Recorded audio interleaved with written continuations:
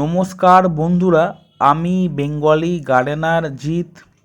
পুরো শীতকাল জুড়ে প্রচুর জবা ফুল পেতে এই গাছগুলোর কেমন পরিচর্যা করা উচিত সেটা আমি এই ভিডিওতে একদম ডিটেলসে আলোচনা করব।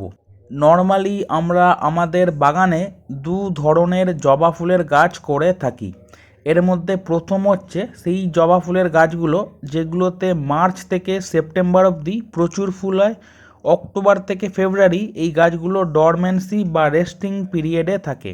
এই গাছগুলোকে আমরা গরমকালীন বা গ্রীষ্মকালীন জবা ফুলের গাছ বলে থাকি। দ্বিতীয় হচ্ছে সেই সব জবা ফুলের গাছগুলো যেগুলোতে অক্টোবর থেকে মে মাস অবধি ফুল হয়। জুন থেকে সেপ্টেম্বর এই গাছগুলো ডরমেন্সি বা রেস্টিং পিরিয়ডে থাকে। এই গাছগুলোকে আমরা শীতকালীন জবা বা উইন্টার হিবিস্কাস বলে থাকি। আপনারা এখানে দুখানা জবা ফুলের গাছ দেখছেন, এর মধ্যে একটা গাছে ফুল ফুটে আছে আর একটা গাছে কোনো ফুল নেই। যে গাছে ফুল ফুটে আছে সেটা হচ্ছে শীতকালীন জবা, আর যে গাছে কোনো ফুল নেই সেটা হচ্ছে গ্রীষ্মকালীন বা গরমকালীন জবা। এই ভিডিওতে এই দু ধরনের জবা ফুল গাছেরই শীতকালীন পরিচর্যা আপনাদের বলে দেব। তো ভিডিওটা স্কিপ না করে একদম প্রথম থেকে লাস্ট অবধি দেখুন, এবং যারা আমার ভিডিও আজ প্রথমবার দেখছেন, এই ভিডিওটা যদি আপনাদের কোনো কাজের হয় তাহলে আমার চ্যানেলকে সাবস্ক্রাইব করতে ভুলবেন না। সব থেকে প্রথমে চলে আসব শীতকালীন জবা ফুল গাছের ব্যাপারে। আপনাদের বাগানে শীতকাল এলেই যে গাছগুলো দেখবেন গ্রোথ অত্যাধিক ভালো বা গাছগুলোতে কুঁড়ি আসছে, তাহলে বুঝে যাবেন ওইগুলো হচ্ছে শীতকালীন জবা। শীতকাল এলেই এই গাছগুলোর গ্রোথ বা বৃদ্ধি ভালো হবে, গাছের পাতার সাইজ বেড়ে যাবে এবং গাছের ফুলের সংখ্যা এবং সাইজ বড় হবে। আপনাদের বাগানে শীতকালীন জবা ফুলের গাছ আছে কি না সেটা কিন্তু এই জিনিসগুলো দেখলেই আপনারা খুব ইজিলি বুঝে যাবেন। যদি এই গাছগুলোর শীতকালীন পরিচর্যার ব্যাপারে আসি, সবথেকে প্রথম কাজ হচ্ছে এই গাছের টবে ফার্টিলাইজার বা খাবার দেওয়া। এর জন্যে আমাদের শীতকালীন জবা ফুলের গাছ যে টবে আছে সেই টবের উপরকার মাটিটাকে আমরা হালকা করে খুঁড়ে নেব। ফার্টিলাইজার হিসেবে আমি নর্মালি জবা ফুল গাছে এই দুখানা ফার্টিলাইজার দিয়ে থাকি। এর মধ্যে প্রথম হচ্ছে সরিষার খোল, যেটাকে মাস্টার্ড কেক ফার্টিলাইজার বলে। দ্বিতীয় হচ্ছে মিউরেট অফ পটাশ, যেটাকে এমওপি বা লাল পটাশ বলে। এই সরিষার খোলের মধ্যে নাইট্রোজেন, ফসফরাস এবং পটাশিয়াম, যেটাকে এনপিকে বলি, এই তিনখানা আছে। একই সাথে প্রচুর মাইক্রো নিউট্রিয়েন্টস আছে, এবং মিউরেট অফ পটাশের মধ্যে প্রচুর মাত্রায় পটাশিয়াম থাকে, যেটা গাছে প্রচুর ফুল আনতে সাহায্য করবে। তো ফার্টিলাইজারের এই কম্বিনেশনটা ইউজ করলে গাছ নিজের দরকারি সব ধরনের পুষ্টিমূল্য পেয়ে যাচ্ছে। এই সরিষার খোলের বদলে আপনারা বাদাম খোল ব্যবহার করতে পারেন, এবং এই মিউরেট অফ পটাশ না পেলে এর বদলে আপনারা সালফেট অফ পটাশ বা এসওপি ব্যবহার করতে পারেন। তো আমি এখানে প্রায় অর্ধেক চামচ বা হাফ স্পুন এই মিউরেট অফ পটাশ নেব, এবং আমার শীতকালীন জবা ফুলের গাছ যে টবে আছে সেই টবের চারপাশে দিয়ে দেব। আমার গাছ 12 ইঞ্চির টবে আছে, তো আমি সেই অনুযায়ী নিলাম। আপনাদের গাছ এর থেকে ছোট বা বড় টবে থাকলে সেই অনুযায়ী এই পটাশ কমিয়ে বা বাড়িয়ে নেবেন। এরপর আমি দেব সরিষার খোল, এটাকে আমি 1 চামচ বা 1 স্পুন মতো দেব। এই দুখানা ফার্টিলাইজার আমি একদম গাছের গোড়ায় দিলাম না, গাছের গোড়া থেকে অনেকটা দূর টবের চারপাশে দিলাম। এরপর আমি ফার্টিলাইজারের ওপর মাটি চাপা দিয়ে দেব, যাতে এই ফার্টিলাইজারগুলো মাটির তলায় চলে যায়। এরপর আমরা টব ভর্তি করে ভালো করে জল দিয়ে দেব। যখনই কোনো ফার্টিলাইজার দেব তারপর অতি অবশ্যই টব ভর্তি করে ভালো করে জল দিতে হবে। এর সাথেই জবা ফুল গাছে ফার্টিলাইজার দেওয়া কমপ্লিট হলো। পুরো শীতকাল জুড়ে প্রচুর জবা ফুল পেতে এই শীতকালীন জবা ফুল গাছগুলোতে এই পুরো শীতকাল জুড়ে প্রত্যেক মাসে একবার করে এই মিক্স খাবার বা ফার্টিলাইজার এই গাছের টবে দিতে হবে। এরপর চলে আসবো জল দেবার ব্যাপারে। এই গাছের টবের মাটিতে সবসময় একটা ময়েশ্চার বা স্যাঁতস্যাঁতে ভাব আমাদের মেনটেন করতে হবে। আমরা খুব বেশি জল দেব না, আবার একদম কম জল দেব না। গাছের যখন প্রয়োজন, যতটা প্রয়োজন সেইভাবে আমরা এই গাছের টবে পুরো শীতকাল জুড়ে জল দেব। এর পরের কাজ হচ্ছে জবা ফুল গাছকে পোকামাকড়ের হাত থেকে বাঁচানো। তার কারণ এই গাছে যদি পোকামাকড়ের আক্রমণ হয় তাহলে গাছে সেইভাবে ফুল হবে না। এর জন্যে আমরা নিম তেল স্প্রে করতে পারি প্রত্যেক 20 থেকে 25 দিন অন্তর, কিংবা যে কোনো কীটনাশক বা পেস্টিসাইড স্প্রে করতে পারি। আমি নর্মালি প্রত্যেক 20 থেকে 25 দিন অন্তর একবার করে এই টাটা টাবগড স্প্রে করি, যেটি একটি কীটনাশক।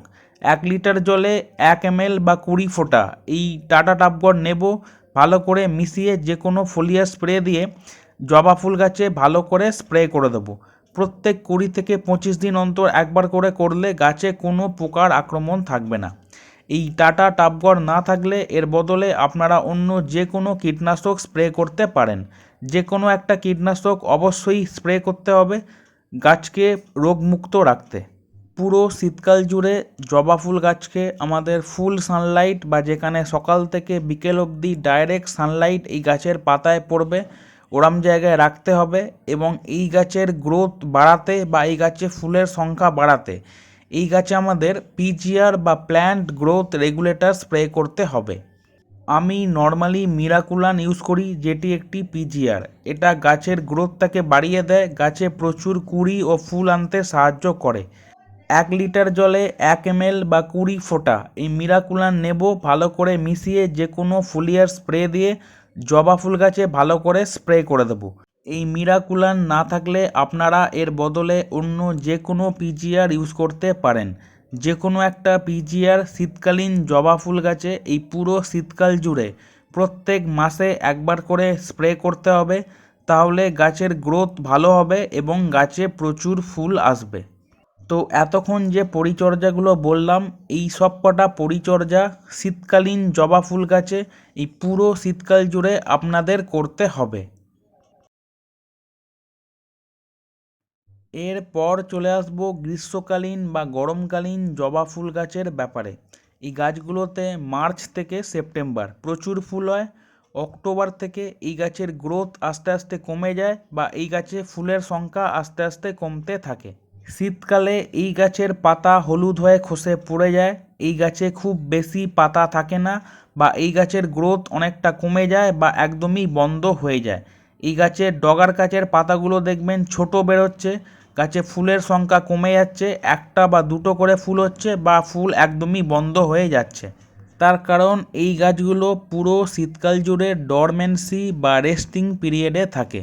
তো শীতকাল এলেই যে জবা ফুল গাছগুলোর দেখবেন গ্রোথ কমে গেছে, বা গ্রোথ একদম বন্ধ হয়ে গেছে, কিংবা গাছে ফুল আসছে না, গাছ ঝিমিয়ে আছে, তখনই বুঝে নেবেন এটা হচ্ছে গ্রীষ্মকালীন বা গরমকালীন জবা। শীতকালে এই গাছগুলোর খুব বেশি জলের প্রয়োজন হয় না।